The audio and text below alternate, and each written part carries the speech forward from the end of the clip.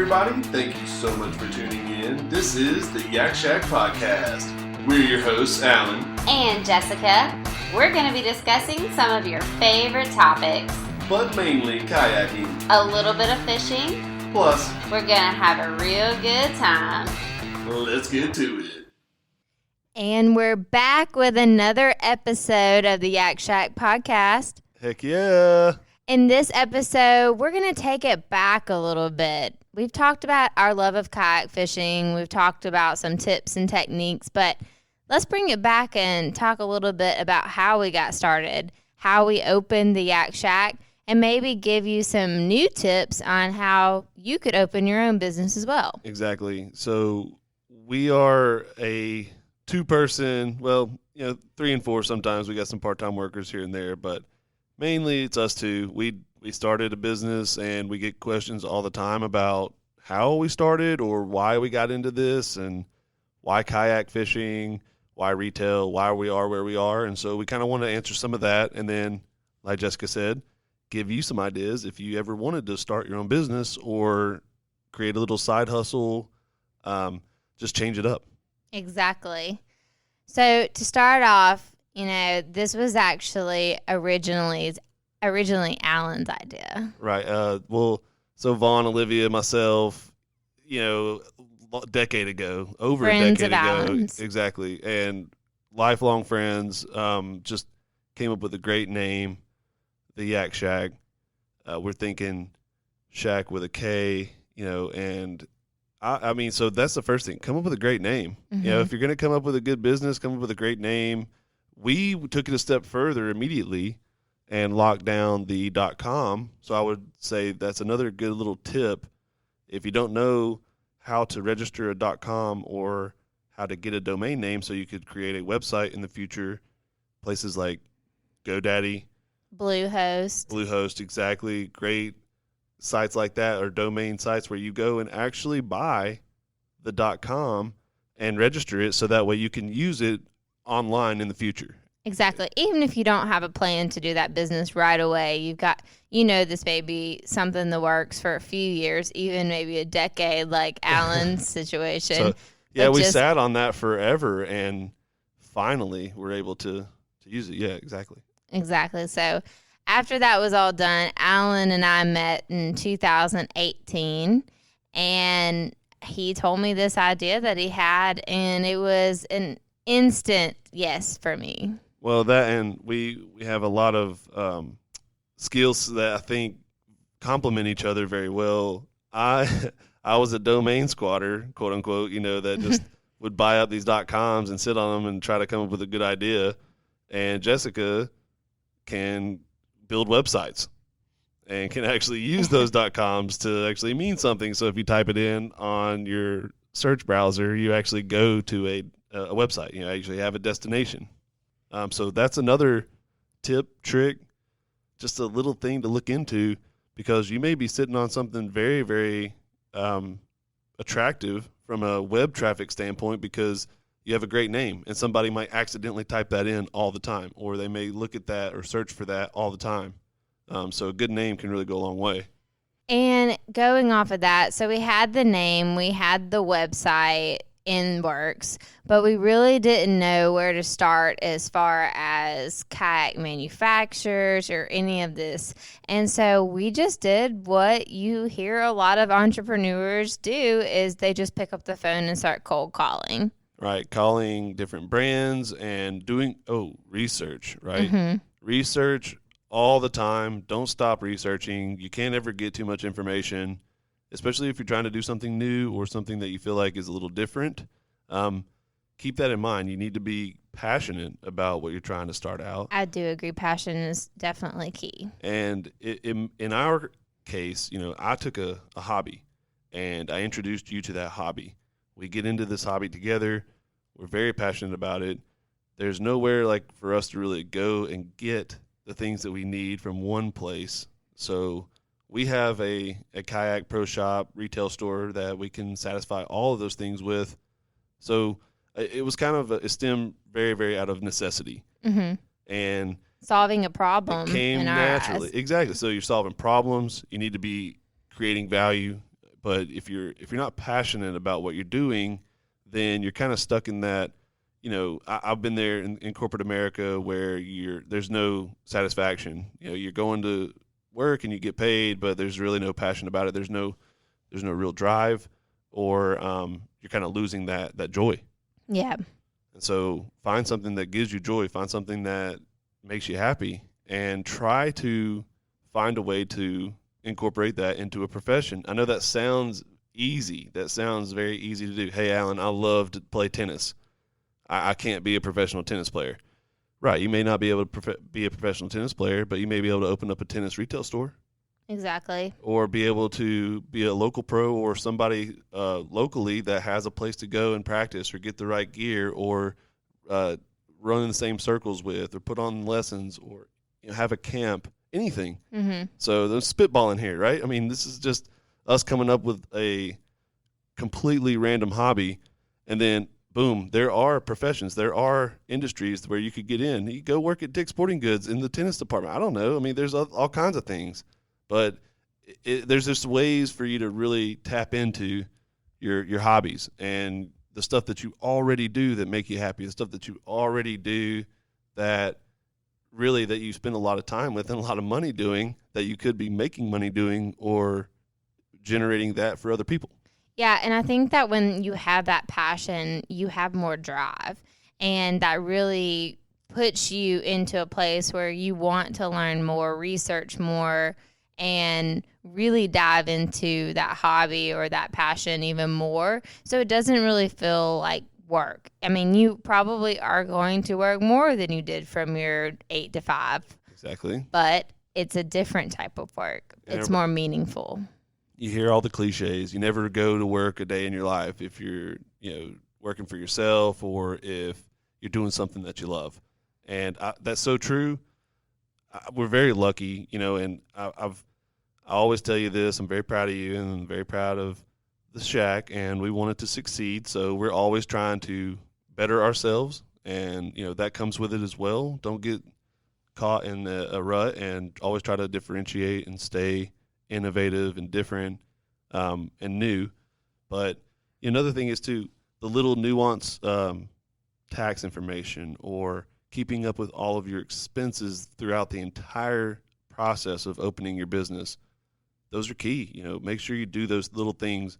Alan always makes fun of me at this part because I am more of the accounts receivable, if you will. Your accounts receivable. I'm accounts payable. That's so right. I'm like really OCD when it comes to managing like where expenses are coming from. And there's a lot of programs out there that could do this a lot easier, QuickBooks, but I just like to manually keep up with things, know where every dollar is coming in, every dollar is going out. And it really helps you in that critical time of the first 2 years when it's really hard to start a new business. Right. I mean, we are not even done with year 2. And so, listen, we're no professionals, but we want to do well. And we feel like the Yak Shack is a great, example of just a very relevant small business that we're all, kind of listening to about or talking about because we're involved in it or involved in this industry. But it's one thing to get a good name and to file with the State Department of Labor, with the State Department of Finance and your Department of Treasury, right? And making sure that you have everything in line. What kind of business are you going to be?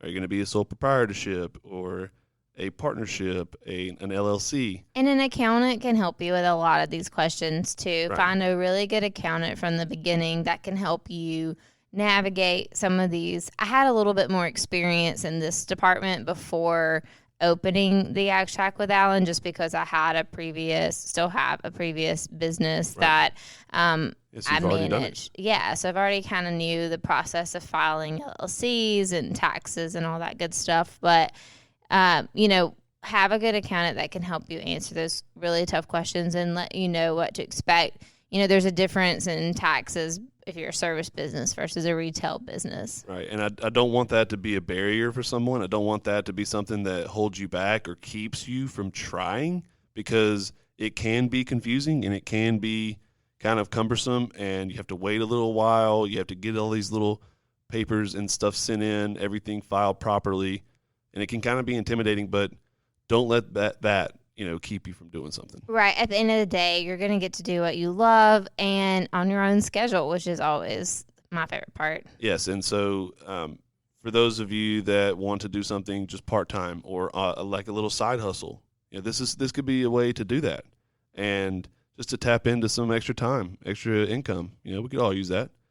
And so kind of going back to Alan and I cold calling manufacturers and learning like a lot about the products, that's really just what we did. We just kept going. And then we finally came across some manufacturers and a really good mentor too. I'd say that's another key thing. Hopefully we'll be able to get him on this podcast one day. Yeah. But we have found a really good mentor that helped us understand a little bit more about the process and brands that we were interested in, and told us about a big conference that was really important for us getting off the ground. So once we found those manufacturers, we just simply asked if we could start online. We didn't have a storefront yet. Can we start online? So you don't have to start with a storefront. You don't have to start with any big, huge building or anything like that. You can easily start online and just get the word out before you really see if it's something that's viable for that market. Correct. And a lot of our listeners and family members, friends, they've been doing something for a very long time. And so even offering services around your professional career where you one-off freelance and do some consulting, that might be something that you can do. Is do some stuff over the phone, get some remote work in, try to interact with people as a service and at first only before you start offering goods, or you're not trying to get into retail, right? But Jessica and I wrote our franchise disclosure documentation. You could franchise a Yak Shack. I mean, I'm not saying that selfishly. I'm just trying to say that you don't have to franchise a McDonald's, or a Chick-fil-A. There's franchises can be a way to get into owning your own business. Exactly. I love franchising. That was my background before I even opened the Shack with Alan. And so we already knew from the beginning that we always wanted to franchise this model and let other people have that opportunity to be their own boss as well. But, it is a process, so it takes some time. And that was one of the first steps we had to do. It was, a process that took a lot of hard work for us to get going and right in our first year of being open. But we knew that's where we wanted to head. And it is already helping to get a lot of people out there interested. Right. And hopefully we can get more Yak Shacks across the country so people can find kayaks a lot closer to them. Right. And that's our goal, is just to really be able to provide more and have a better reach all the way across the country. Just to, we've done a decent job. We trademarked the logo. We've got our name and our color scheme, all this stuff. Like, it's ours, which is very important to us. But helping people get on fish and get out on the water and enjoy kayaking, that's what we're about. That's what we want to do. And so if another location or another Yak Shack, somebody franchises it out, great. If that's the means, then I can't wait. That would be fun. Franchising journey. Really just takes the guesswork out of opening your own business. It's a lot of uncertainty when you first open. And so having that model that you could replicate really is a way for you to start off without really trying to figure it all out by yourself. You have some guidance. And I think that's probably one of the best parts of franchising, because you're not going in the dark, not knowing what to do your first year, and you have a big support system. Huge network of partners already at your fingertips. You learn from our mistakes or other franchisees' mistakes or franchisors' mistakes. But that's just an idea. And another thing, too, is just really think about what you love and what your hobbies are and what you're passionate about, what you can actually really focus on. Because if you're going to do that as a profession, it needs to be something that you want to learn and want to master over that profession and get better and better and better at. So that way you're just more valuable. Yeah, I agree. And kind of thinking, I thought this would be kind of fun to think about some of the silly mistakes that we made. I can think of like a couple. So, when we first opened and we got a bunch of kayaks in, they come in a bunch of plastic. Yeah. And I was just like taking a box cutter and like a mad woman, just like cutting them open, so excited to see them, and took that box cutter and went straight through a seat and cut it out, cut the seat up.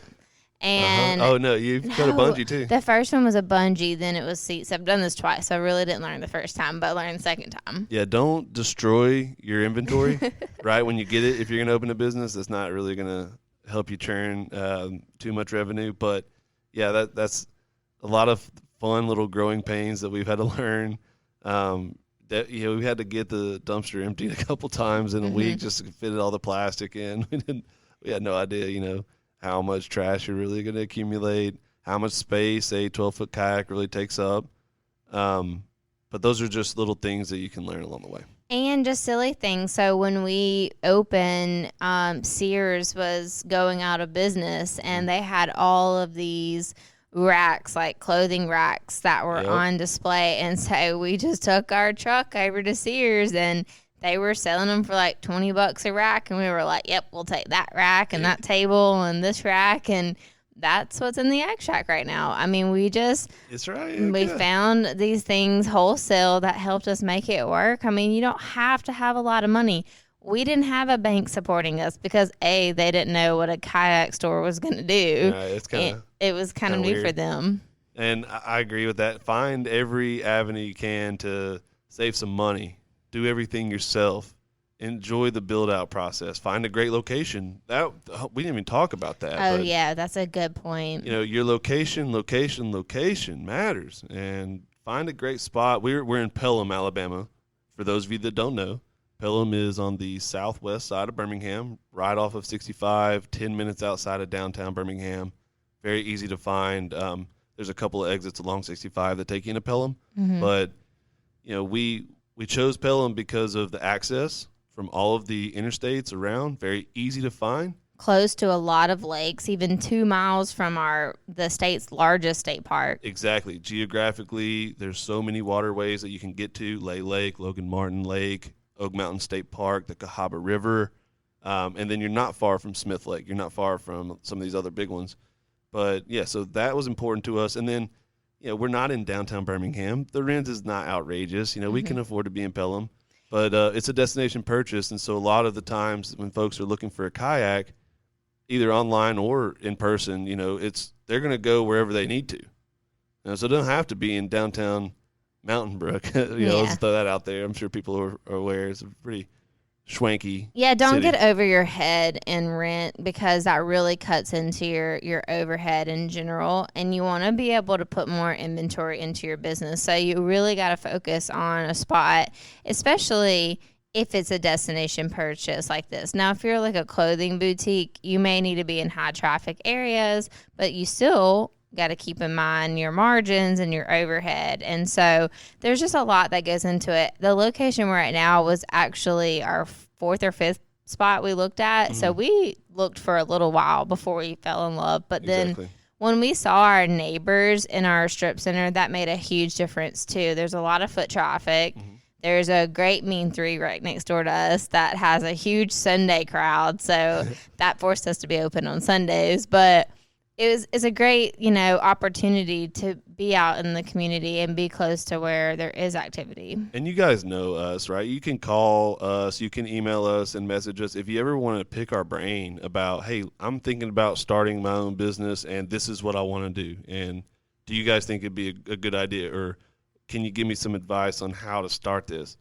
Please hit us up. We'd love to, give some advice if we can, or provide some input here and there, because we've done it. We're not perfect, but we've definitely learned from a lot of mistakes. Sure. And we've known nothing but pandemic retail since day one, but we've somehow figured it out. And I think that moving forward, we're going to get better and better at this. Hopefully the Yak Shack's going to continue to grow, and the family member, the Yak Shack family, friends, family, everybody, all our customers, you guys have been nothing but amazing from day one. So thank you. And I do think that is a huge part of your business. You have to remember who your customers are, and it's all about customer service. Oh my gosh. I mean, Alan does this way better than I do, but he really, really like focuses on customer service. You're always worried about what people think when they come in and when they leave your store. And it's probably a lot to do with the passion too. You don't want someone, to come in and be disappointed because that's your passion. And you're hoping that they can find passion in it as well. And along those lines is if you can't be a customer-facing person, that's not a problem. Hire a good team. Make sure that you work with professionals that are going to be just as passionate as you are, but maybe they complement your skill set a little differently. Maybe they are customer-facing and outgoing or responsive, and they want to be that for you. Let them. And if you want to focus somewhere else that you're skills or your things that you're very, very good at are going to be better at, then please do that too. Don't let Jessica fool you. She loves hanging out on the showroom and working with everybody, and she's an excellent people person. So do not let her lie to you there. But no, I think you made a great point. You want to grow your reputation organically. You want your brand to really exceed customers' expectations, and I think that if you can be responsive throughout the process and be supportive, and you're going to have a great business. Be available. Yeah. I mean, you can use a chat bot to help you when you need to go to sleep, but be available and be responsive as much as possible. That is a little challenging sometimes when you're trying to, the people say the work-life balance, but when you have this passion and you have this drive for what you built and the business that you want to see succeed, it's not as hard, it's not as difficult than, say, you were in a corporate sales role where you have customers contacting you on Christmas Day. Mm-hmm. That's a little different, I feel like, because you're working towards that CEO's goal and that CEO's passion, and maybe not so much your own passion, and having it closer to home and being more about your own, desire and wants, and you have a different expectation for that. And I feel that it's just more joy whenever you have customers asking questions. Like, we really, really like when people ask us questions or look to us for advice. Me. Yeah, you're not bugging me. You're not bugging Jessica. We love it. And come by, and see us. Just hanging out in the store and BSing about fishing is one of my favorite things to do.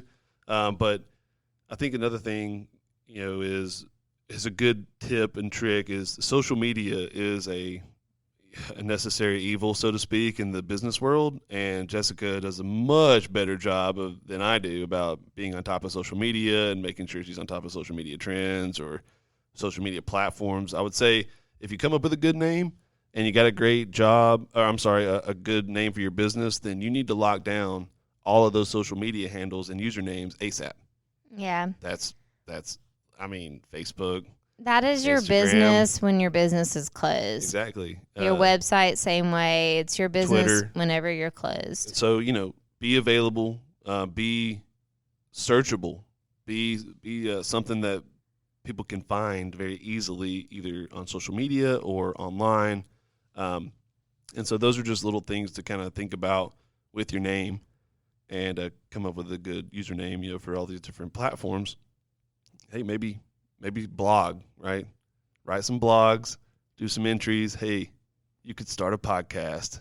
I was about to say, we did the blogging. We did the blogging part for a little bit, and then we decided we just talk a lot more than we write. So that's where we went to the podcast. We have a YouTube channel, and so all those different avenues are important. And the podcast, we want to be informative. We want it to be helpful. And so I thought that, if we could share a little bit about how we were able to have a podcast. Why do we even have a podcast? Is because it's about our industry and it's about our business. And so that could be something that you would want to do as well. Exactly. So, we've said a lot here about, how we got started briefly, but then, a lot about how you can also get started. And hopefully we gave you the encouragement you maybe needed. And there's a lot of successful entrepreneurs out there that we look up to as well. I mean, my favorite is Sarah Blakely. Anybody that knows me knows I'm obsessed with Sarah Blakely. She got started before she started the multi-billion-dollar company Spanx. She just went door to door selling fax machines. She only had $5,000. And then she took that $5,000 and built her prototype. And then when she finally got into her first retail location, she actually begged her friends to buy it out, like buy all the stock that she had put into the retail store so that it looked like her product was selling. And she was just freaking out because she didn't know if it was going to sell. But then needless to say, it actually was a great product, and today is just booming. So I really love her story. So if you don't want to look up to us as your Well, I don't know why you wouldn't. advice, you can look to other entrepreneurs that are out there that are done similar things. Yeah, so be thinking what is it that you're really passionate about, or what is something you do in your spare time as a hobby that you think you may be able to spin into some sort of revenue generating idea, and let us help. Heck, I mean, we can come up with something with you. Jessica and I have been known to dabble in all kinds of things. Always full of ideas. We never stop thinking. And so, thank you guys very, very much. If you'd like to reach out, please email us at podcast@theyakshack.com. And just remember, as you go into small businesses, keep in mind that that's their passion. And hopefully it will inspire you to open your own business as well. That's right. Yeah. If you ever need any encouragement, come by our store. Come by and see us, anytime you're in the area, seriously. But, call us, email us. You can text the office number if it's to our cell. Any advice, any input, any tips and tricks you guys got, make sure you go out and follow us and like the podcast. Yes, absolutely. Leave us a review. Let us know how we're doing.